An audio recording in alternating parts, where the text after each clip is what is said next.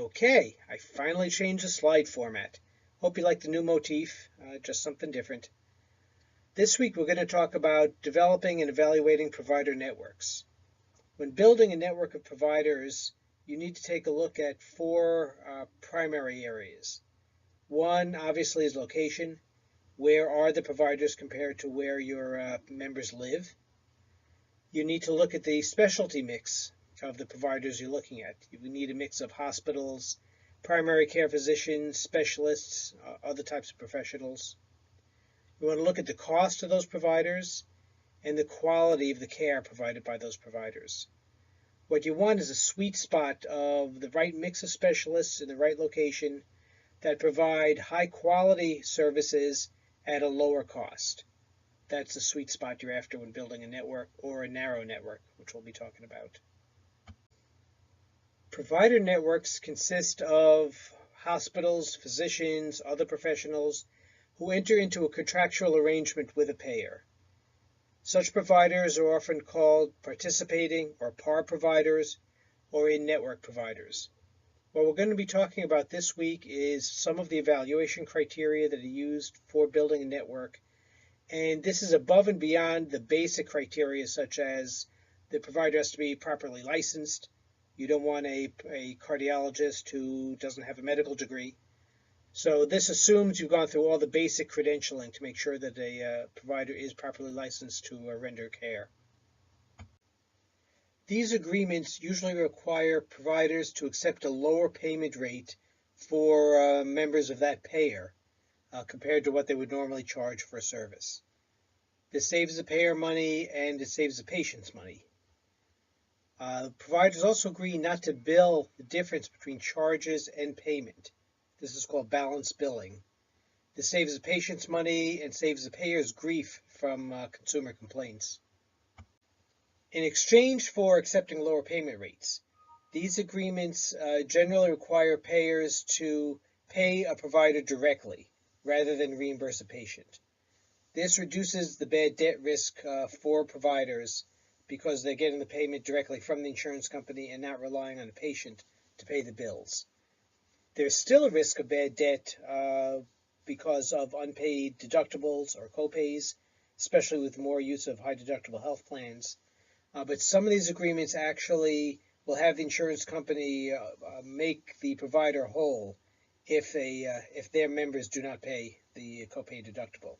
But that varies by agreement, and they may not be made 100% whole. Payers also agree to steer members to participating providers.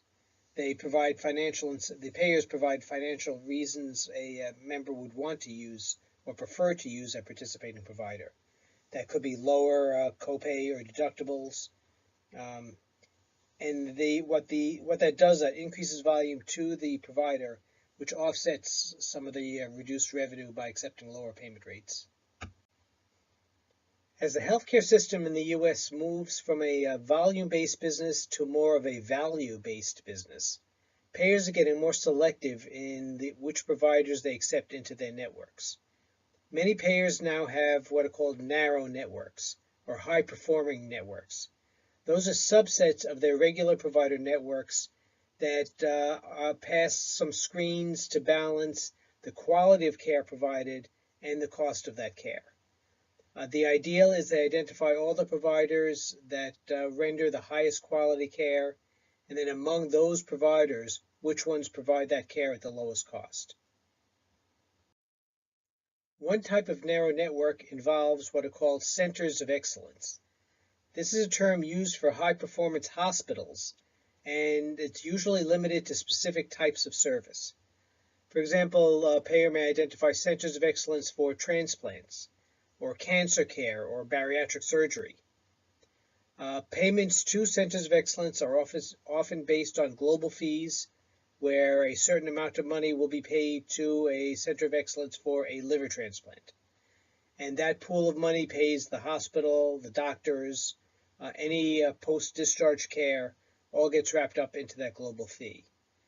Very often centers of excellence, because their hospitals will be at a distance from where members live, so some of these programs also include travel expenses, which are paid to a patient, and often travel expense for a family member to go with the patient if they have to travel long distances. But these vary considerably. But the Centers of Excellence concept is supposed to more than offset the cost of any additional expense, such as the travel costs or extra time away from work that's required to go to a distant city. When you have tiered networks like we're talking about, very often there will be coverage differences for the members using different levels of providers. For example, a patient may have a 10% copay if they use the services of a narrow network provider. They may have a 25% copay if they use services of another network provider. So it's in-network, but they're not a member of the narrow network. And they may have a 50% copay if they use the services of out-of-network providers. And it's not just copays. The deductibles can also vary by level for in-network, out-of-network. And there are other levers that the payers have to steer patients to the narrow networks or at least to another network provider. Now, different payers will use physician designation differently.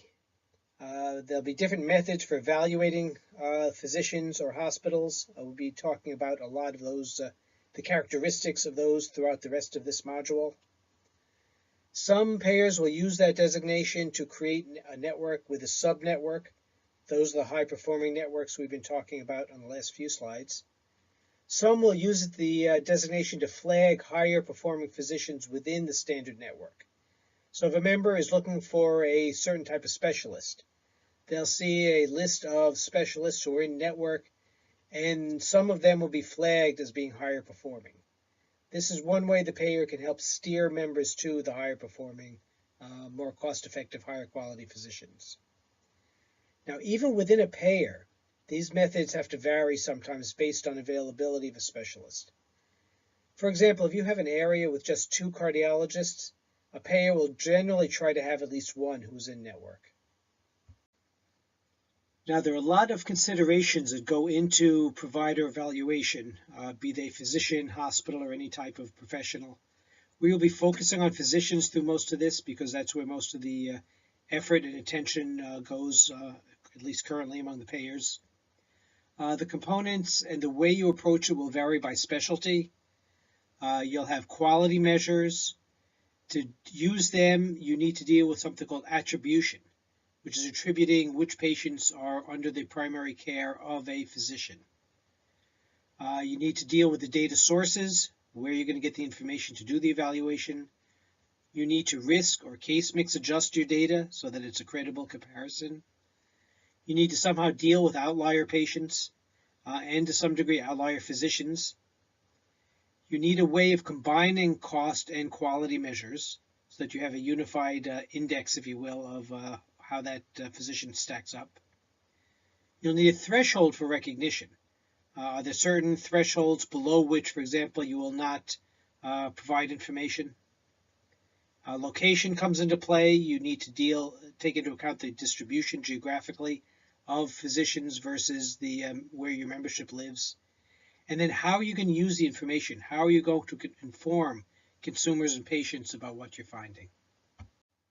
When evaluating primary care physicians, and by that we generally mean family medicine, internal medicine, pediatrics, and OBGYN, primary care measures are usually based on population management, how well those physicians take care of their patients with chronic conditions and their well adult population or well child population. For example, are they keeping up with the current evidence-based medicine schedule of inoculations for children? For patients that they have that have high blood pressure, are they having them come in several times a year to have their blood pressure checked? And are the physicians monitoring and adjusting any blood pressure medications as needed? And it should be pointed out that some chronic conditions can be managed either by primary care or a specialist, such as asthma, could be a PCP or an allergist responsible for that patient's care. Now, while there is some overlap, generally measures of specialist physicians is different than primary care. Specialists run the alphabet from allergist to vascular surgery, and I apologize for any specialties that come after the V for vascular or before the AL for allergist. And some specialties need to be broken down into subspecialties. Orthopedics, for example, you will have hand surgeons separate from orthopedic surgeons who focus on the shoulders and elbows, separate from general physical medicine physicians. Specialty care measures often look at episodes of surgical care, such as if you have rotator cuff surgery, you'll want to look at from the time a decision is made to perform the surgery, and you could even start earlier than that if you have make sure they went through physical therapy and then the MRI and all the decision making up to the decision to have the surgery. But often the episode will start with the decision to have the surgery, run through the surgery, all the post-op care, and all the way through when the patient is done with physical therapy. You'll want to look at the cost of those, the quality, were there any post-op infections, did they have to go in and repair something? Ideally, if you have measures, for example, of back to work, how quickly that surgeon can get patients back to work is an important thing for employers. So that's around an episode of care. Very often, though, you will have people with chronic conditions who are managed by specialists.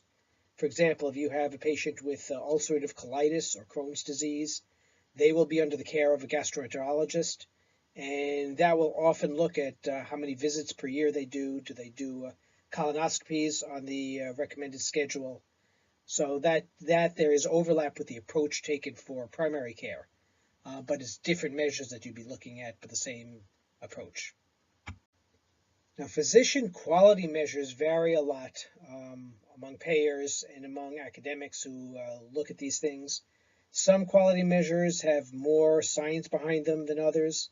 When you do select a panel of quality measures, be careful to check the literature, make sure that the measurement, number one, has some research backing behind it, and that the way you're measuring it does make sense. One measure, which is not really data related, but is important in a lot of these evaluation systems, is board certification. A physician can be licensed, and licensure is a state function where the state requires a medical professional to have met minimum training requirements. They obviously need to have completed medical school, and that they passed a state licensure test to convince the state that they know enough to hang out a shingle and practice medicine. Board certification is a national certification given by a national medical society and indicates that a licensed physician has demonstrated proficiency in that medical specialty or in a subspecialty. For example, you'll have board certified obstetrician gynecologist, board certified pediatrics, board certified in emergency medicine or internal medicine. That indicates a level above licensure, that it's a higher standard that a physician has to meet.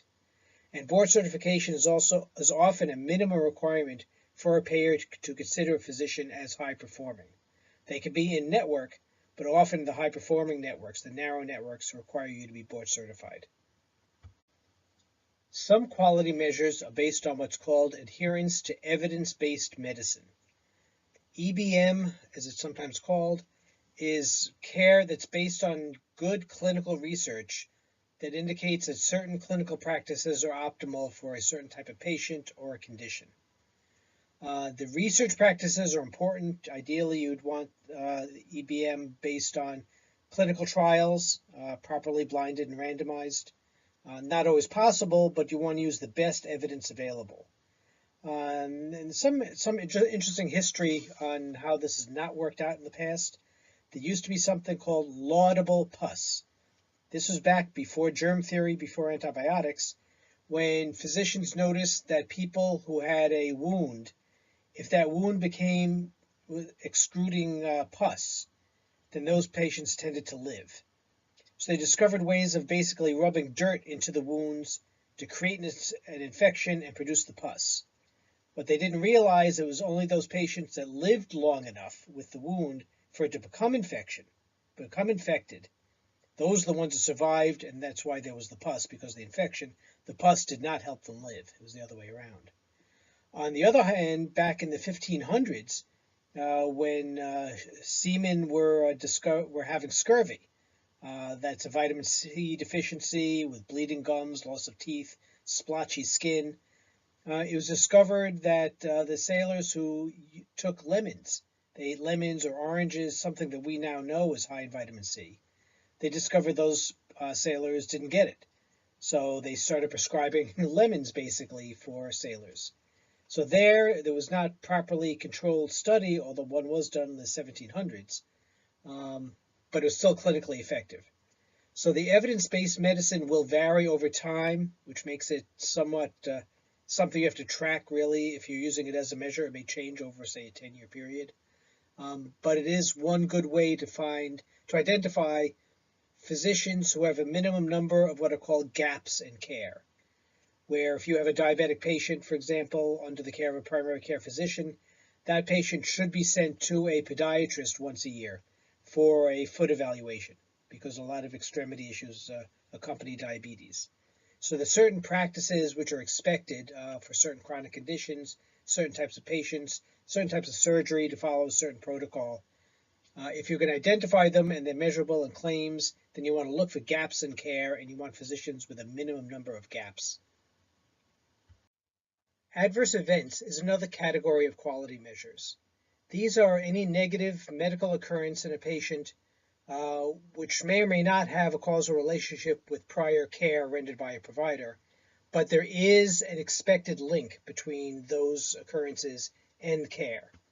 For example, if you have a surgeon who is one of the patients has surgery in the hospital for 3 days, comes back to the hospital within 5 days, it's a readmission. There will be a certain number of patients, certain percentage of patients who will be readmitted even with the best of care. But if you have a surgeon where the rate of readmission is 2 or 3 or 4 times the average rate for that type of surgery, then you might have a quality issue that needs to be looked into. So it's not necessarily related to the care from a specific provider, but if they have a higher than expected rate, you need to look at it. And here's an example where you need a good case mix or risk adjuster. If you have a surgeon who's, say, the chair of cardiac surgery of a major teaching hospital, they may get the sickest patients, the hardest to diagnose, the hardest to treat. So the fact that they have more readmissions after surgery may not be an indication of their quality. You've got to risk adjust the population to then evaluate it. And maybe there is a quality issue, but you need to do a good case mix or risk adjustment in order to measure that. Potentially preventable events include some adverse events, so could fall into either category, and some occurrences that are not considered adverse events, but would be good to prevent. These measures include potentially preventable readmissions. For example, if we have somebody who has a scheduled surgery, they do part of the surgery, send them home for a week or so, then bring them back in to do a second part of the surgery. That would not be a problem, readmission, because that's planned. So these measures are potentially preventable readmissions, potentially preventable complications, potentially preventable hospital admissions. These are often indicators of primary care available in the community. For example, you shouldn't have admissions for uncontrolled diabetes if a patient is well cared for out in the community. So if the primary care physician is keeping their diabetes under control, you wouldn't have the admission. But if you have too many admissions, then that might be an indication of something going on with your primary care system. Potentially preventable emergency department visits. A lot of people use emergency rooms in inappropriate ways. They should be using urgent care centers or using their own physician's office. Some hospitals have gone so far as to set up a triage where there's an emergency department 1, emergency department 2, where 1 is really just an urgent care center. It's not equipped like an ER, it's not staffed that way, but the patients don't know the difference and is less expensive care and it's appropriate to whatever they're coming in with. And then emergency department 2 would be the real ER. There's also some measures of potentially preventable ancillary services. These could be looking at high-tech radiology, MRIs, for example, that may not be necessary. So these are all categories of unnecessary use and quality care, where if you're providing too many ancillary services, that could be a problem. It's not just that you're not providing enough services to a person, but if you're providing services that are unnecessary, you may be preventing somebody who really needs a service from getting it. So there's an equity issue involved, not just a cost issue. Patient attribution is a sometimes controversial area in physician evaluation. In order to use claims data to evaluate physicians, patients or episodes of care need to be attributed to specific physicians. For primary or chronic care, a physician is identified who's primarily responsible for directing that care of a patient. So for a patient with a cardiac condition and a chronic cardiac condition, that physician could be an internist or a cardiologist. It's got to be an appropriate specialist or specialty, and it might be the physician who has the most visits from that patient. For an episode of care, attribution involves identifying the physician who is primarily responsible for the anchor service and subsequent care. So for example, for a surgical episode, it would be the surgeon who performed the service and is responsible for directing all post-op services. For non-surgical episodes, where it's a little bit more ambiguous, you might attribute a patient or the episode to the physician who consumed the greatest percentage of costs during that episode. And in some cases, you may identify more than one physician. So it does get complicated, but it's important to link up what patient care gets attributed to what physician when you're evaluating that physician. And for when you look at specific services, like the quality of a colonoscopy episode, you want to look at the physician, obviously, who performed the colonoscopy. So if you have a patient with Crohn's disease, one physician may be attributed general care for that patient. When there is a colonoscopy performed and maybe even surgery because of the Crohn's disease, you might have a surgical episode within the larger episode. So it can get complicated, but attribution is a critical element in a lot of these evaluation systems. Now, what data sources are available for doing these evaluations? A large chunk of them depend on claims data, your standard medical claims, pharmacy claims, and you need eligibility. Eligibility is critical to this because you want to use only patients who had continuous coverage, continuous eligibility during a time period. For example, if you're looking at diabetic patients and looking for the annual visit to a podiatrist, if you have a patient who only had coverage for 3 months of the year, you can't expect them to necessarily have had that one visit during those 3 months, so you can't use those patients for all measures. Patient satisfaction surveys are another source of data. They find that when patient satisfaction goes down, patient compliance with physician suggestions, recommendations, physician orders, compliance goes down. If they don't think it was quality care, they may not listen to what the doctor said. Even if it was fine care, there's no problem with the care, they still may not be as compliant. There are also public data sources, public licensure information, for example. You can go to the New York State Department of Education and find out who has medical licenses in New York State. There are also complaints databases. Now, I'm not talking about blogs online that anybody can get onto and start ranting and raving about the care they got. I'm talking about formal complaints that are made to a state board, and if there are enough of them, there is an investigation, and if a problem is found, if there are sanctions against a physician, those are public, not necessarily the individual patient incidents, which should be kept confidential, but the finding of a public board that there was malpractice or just inappropriate behavior, those are public, and those should generally be looked at whenever you're doing physician evaluation. Make sure that somebody who has really good claims data doesn't have a history of other types of problems. Now, as we've mentioned earlier in this module and in a prior module, risk or case mix adjustment is critical for accurate quality assessments of physicians or any provider. For primary care or chronic care, you want population risk measures. Since you're looking at, say, usually a year's worth of services, how sick were those patients during the year? For episodes of care, you want to use appropriate episode groupers. Those are needed to not only adjust for the risk, but a lot of those groupers identify what claims are related to an episode and which aren't. So if you're looking at an episode of cardiac problem, valve problems, and there's a series of claims for a broken bone, those would generally get carved out of the episode since they're not likely related to the heart condition. For quality measurement of specific services, then you need to know the risk of those patients actually receiving the services. For example, if you have we'll go back to the colonoscopy. Simple procedure, but things can go wrong.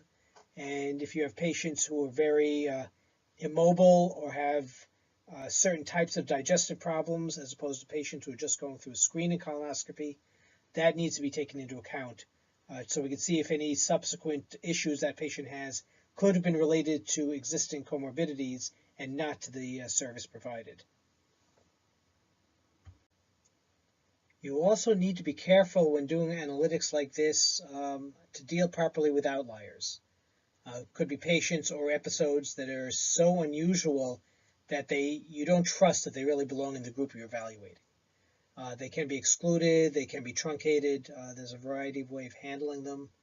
Very often, what I tend to do is I will look at the results with everybody included and with outliers excluded to see if the results are different.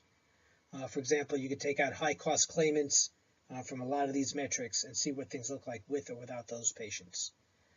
So you could have low-cost outliers. Maybe it's an incomplete episode. Something happened in December, and you're looking at just a calendar year's worth of data. You may have a very incomplete episode. High-cost outliers, patients who really were so sick and so many things going on, you can't really tease out a lot of the care and who's responsible for it. Very high-risk outliers, patients with such an odd combination of problems that they really, once again, can't be used for some quality measures. They might be good for some, but not others. If you're looking at hospital measures, length of stay outliers. So you just want to be careful of the population you're using. Make sure you deal with very unusual patients properly. When you have separate quality and cost measures, you need to decide whether to present them separately or to combine them into an overall efficiency or effectiveness index. You can build indices around, say, ratio of actual to expected values. You can have compliance rates. For example, if you're looking at evidence-based medicine, what percentage of the patients met those criteria or did not meet them. You could look at percentiles. Say you want to flag physicians who are in the top 25% of whatever the measure is, and those are your high-performing ones. You have to decide if you want to provide actual values, like the individual compliance percentages, or simply a single score, like these are your top physicians. Or you can convert them to a grade, just like college GPAs. You give an A through an F based on how well the physician did on whatever measures, and you can calculate a GPA. You can even weight them. You can give quality measures more importance than the cost measures in your ultimate score. But a key thing you're going to have to deal with is how to present the information to your members in a way that the members can make the most use out of it. Before you present the information or even use some of the data yourself, you have to look at whether or not there's enough data to use and then whether it's worth presenting it. For example, you might require a minimum number of patients before a score, or before a certain measure will be applied to a physician. If you have a surgeon, for example, who only did a certain surgery twice last year, you may want to draw conclusions about they didn't have very much practice, they only did it twice, which right there is a quality concern. But you really don't want to draw any conclusion or any statistics from just 2 people. You may want to consider whether you publish information about physicians at the low end of the scale. So if you go with a grading scale, physicians who you would assign Ds and Fs, do you want to present that information and how? I would make sure you check with the legal folks too to make sure you don't create any unnecessary liabilities for you as a payer. And keep in mind the geography sometimes will limit what you can provide.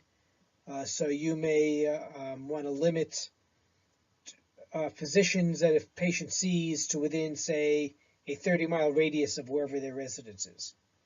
So if you have somebody in Ohio, you're not going to show them surgeons in California unless you're dealing with Center of Excellence. So if you have somebody with an address in Ohio, you may just want to show physicians within, say, 30 or 50 miles, whatever criteria you have. So there are thresholds for who you display to the public once you get around to doing that. So we've been talking a lot about quality measures, cost measures, and we have mentioned location. But when you build a network, be it a narrow network or a regular network, you do have to keep the location in mind, and I've mentioned this a few times in this module. You need to have a certain number of providers, different specialties within reach of your covered population. A lot of times when you enter into agreements with large employers, that's mandated that you have so many primary care physicians per 1,000 members, so many cardiologists per 1,000 members. So you have to keep that in mind as you build your network, and that may require looser screening in certain areas than in others. If you have too few physicians in a certain specialty, you may have to adjust your screening. You still want to have your licensure, obviously, but some of the other measures you may have to loosen up. And you may also have to end up paying those doctors more in areas where there's fewer of them. Once again, supply and demand, but if you want one of the only 2 cardiologists in an area in your network, you may have to pay them more than you would in an urban area where there are multiple cardiologists. Now, once you've gone through all of these evaluations, you need to present the information to your members. This has been mentioned several other slides throughout this module, so these are not new points, but you can use the evaluations to identify providers within a network and create a narrower network of your most cost-effective providers. Or you can use the evaluation results to flag providers within a network directory to identify those that meet or exceed measures of high quality and cost efficiency. So that will help your members select which physicians they want to go to. And if they go to the more cost-effective physicians, they'll get better quality and less expense for you, the payer, them, the patient, and the employer or whoever's paying the premiums.